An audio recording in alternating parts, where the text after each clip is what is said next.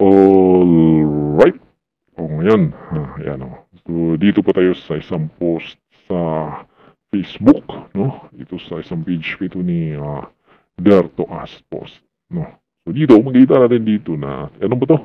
10 minutes ago. O, ang naka-caption dito ay, oh, wow, first impeachment case against BBM filed by the former Undersecretary Ronald Cardima and Duterte Youth Party List Congresswoman Marie Cardima. O yan. So, mayroon nang nagpapile ng impeachment kay Dulbo King, no? Tignan na lang natin kung ano ito, no?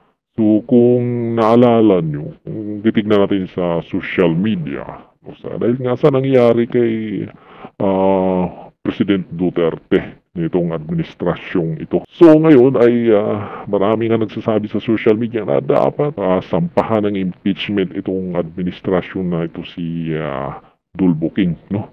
O ngayon na, mayroon na papile pero wala pa ito, no? Dahil nakaano nga sila ngayon, no? Nakabreak dahil mag-eleksyon. At marami ng mga congressman dito ang mawawala, no? Dahil nga, yung iba na nga last term na nila. So ngayon, di natin alam kung anong magiging takbo nitong pinapile nilang impeachment laban kay Dulbo King. At kung alam naman natin itong Duterte Youth Party List ay ito lang yung nung si ginigisa si BP Sara dyan sa may kamara. So ito lang yung nagsasalita dito pabor kay BP Sara, no. Sama si congressman na maging senador Marcolita. So sila lang ang tumatayo kay BP Sara, no? Na nakita natin nagsasalita dito, ito yung at itong ginagawa nga nila dito, no? Pag file ng impeachment, mayroon itong 533 na reaction, no? Tingnan natin, no? Oh, at saka mayroon 25 na comments. Tingnan natin yung reaction dito. Tingnan mo. Yan, mayroon 508 na like, 322 na heart, 16 na nakaano, at mayroon pa. Pero, in fairness walang galit walang galit. Walang galit. O, lahat sila, ayan So, mas marami yung nag-like, 500. O, kikita natin dito yung reaksyon ng mga tao dahil napakasama naman talaga yung nangyayari kay PRRD. Dahil ang pagkang nangyayari kay PRRD, babagsak po talaga yan sa presidente dahil masyado ng pambabastos sa ating saligang batas ang ginagawa nila. Tapos sasabihin nila, tumatakbo yung batas natin. Bakit kailangan ngayon? Ang pagpadala mo lang sa isang Pilipino sa ibang bansa para litisin ay isang pambabastos sa saligang batas ng ating bansa at sa ating konstitusyon. Diba? Kikita mo yung iba pang mga bansa pag may talagang pinapakiusapan talaga doon nalilitisin sa kanilang bansa yung mga nagkakamali o mga nahuli na may mga problema dito.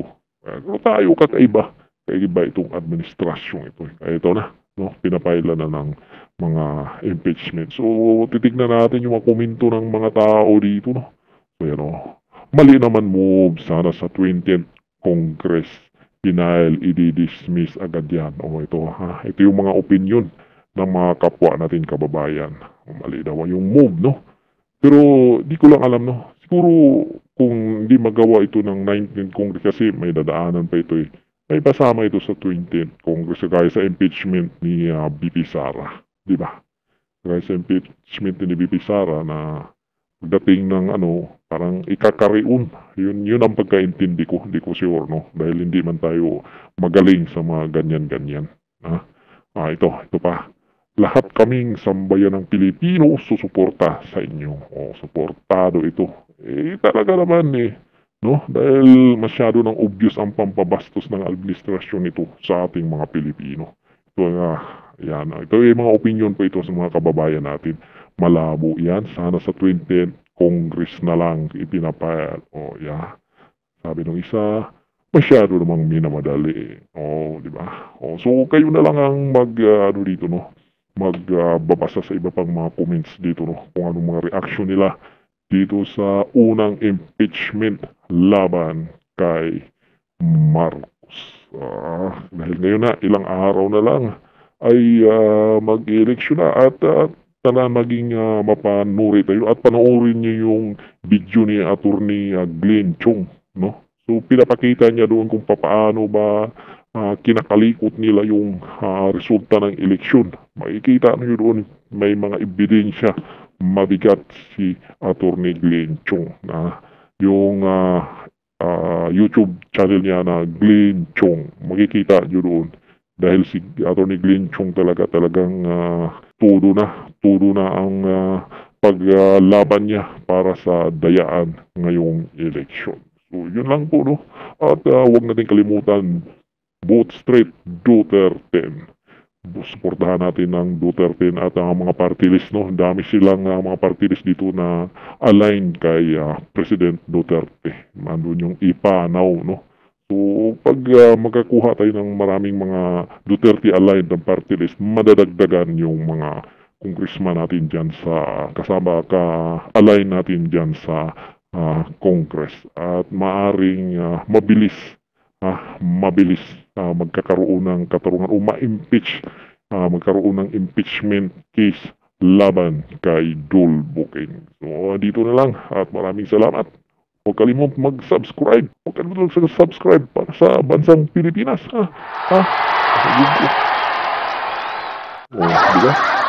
Pambihirang buhay naman to. Subscribe naman dyan. Pambihirang buhay naman to. Magandang gabi sa inyong lahat. Ako si Veronica Kitty Duterte, bunsong anak ni Pangulong Rodrigo Roa Duterte. Naaalala niyo po ba, noong panahon ni PRRD, nakakaalis at nakakauwi ng ligtas ang mga anak niyo. Ibalik natin ang ganoong pamamahala sa bansa. Nandito ako ngayon dahil kinuha nila sa amin, sa ating lahat, higit sa lahat, sa akin, ang tatay ko. Noong March 11, 2025, nasaksihan ko ang pagkidnap at pag-abuso nila sa tatay ko. Imbes na krimen, korupsyon at kahirapan ang pagtuunan ng pansin ng pamahalaang ito, inuuna nila ang pagsira sa pamilya ko at sa lahat ng kaalyado nito. Pumili tayo ng matino at matapat sa paglilingkod kasi kung hindi, kawawa tayong lahat at ang mga susunod na henerasyon.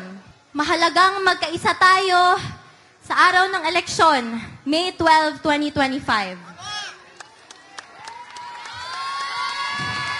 Suportahan natin ang PDP laban sa notorious slate o mas kinikilalang Duterte.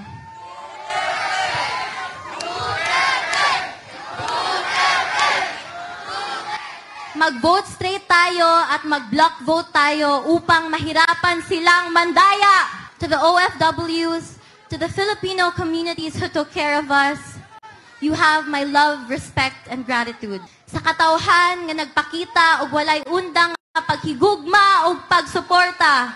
Daghang salamat kay wa mininyo nae. Kamo ang nagapakusog sa amo tanan. Maiaabot ako na personal na mensahe ng tatay ko sa bawat Pilipino. Sabi niya, I did what I could for my country. And you are all in my heart.